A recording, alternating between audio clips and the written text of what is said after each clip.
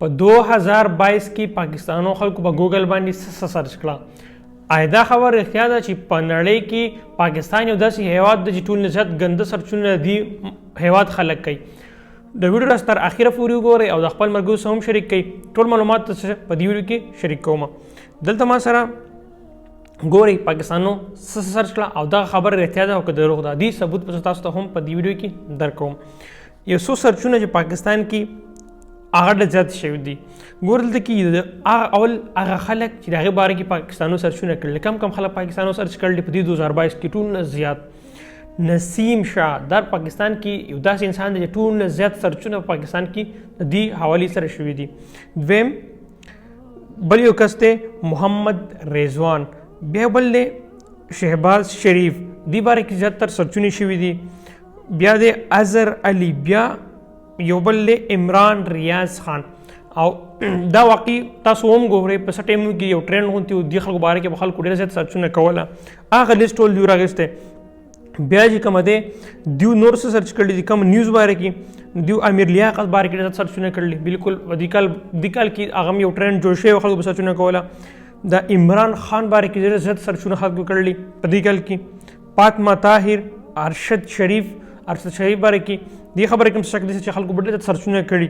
اقرار الحسن سریلنکا او تداسي نور سرچونه. بیا دیو پاکستانو نو سرچ کړلی. پاکستانو کې یو خبردار چې دیو په ګوګل باندې هغه څه ډېر زیات سرچ کړلی که نه چې کوم څیز دوی په بازار کې لیدي د هغې نه مخکې پاکستان خلک چې دی دا په ګوګل باندې سرچ کوي د څیز باره کې قیمت معلومات ګوري بیا اخلي. دا پاکستانو کې یو ډېر زیاته ښه خبره ده. بیا ګور دیو د موبایلو باره کې سرچ کړلی. د آیفون 14 پرو میکس باره کې ډېر زیات سرچونه شوي دي. لازمه دلته کې وګورم دیو فلمونه سرچ کړلی. کوم فلمونه سرچ کړلی؟ مولا جٹ، بیا ډاکټر سټرینج، لندن نہیں جاؤں گا، دی بیٹمین، قائد اعظم زندہ آباد. لاست هغه خبرې ته اوس راځم چې په دنیا کې دا خبره کېږي که نه چې په دنیا کې پاکستان یو داسې هېواد دی چې ټول نه زیات ګنده سرچونه دیو کې دي. لیسټ وګورئ په دې کې پاکستان په 1 نمبر دی. زه وایم که نه دا خبره دروغ ده. هغه څنګه دروغ ده؟ لاندې وګورئ د ارټیکل چې کوم ملک لیکلی چا لیکلي دا انډیا لیکلی.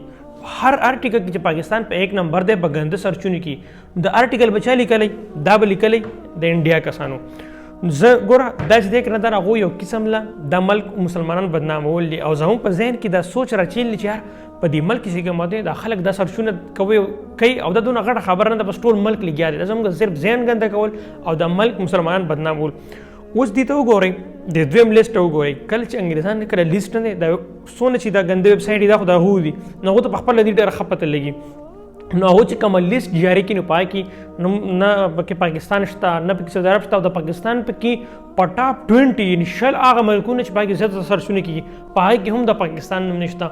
چې کله دغه لیست کې بیا موږ ګورو که نه ټیک ټاک کې واپس د پاکستان خلک کې هغه راشي او وایي افسوس خبره ده چې موږ مسلمانان یو دا څیزونه موږ سرچ کوو. نو ګوره دا زما ستا غلط سوچ دی. دا خو هغو ارټیکل لیکلی مطلب پاکستان یو قسم له مسلمانانو بدنامولو دپاره او ما ورته هم دغه پوسټونه راغلي واپس شیر کوو موږ یار افسوس او بس پاکستان کې سرچونه کېږي. بالکل نه کېږي. کومه لیست چې د هغو د سایډه جاري کېږي په هغې کې وګورئ پاکستان پکې ډېر سره شته دی نه خو دا د انډیا ولې کوشش دی چې یار هغه به زموږ سوچ دغه سیټ ته وړي. نو ډېر زیات ضروري معلوماتو یو خاص کر دا خبره به ما کلیر کړه کومه چې به بار بار مو پرځای کې کته په ټیک ټاک کې دا ویډیو زیاتره شیر کړئ. انشاءالله ملاقات به کېږي په بل ویډیو کې چېرته هم چې الله مرتل خوشحاله او باد لره د لوی الله په امان.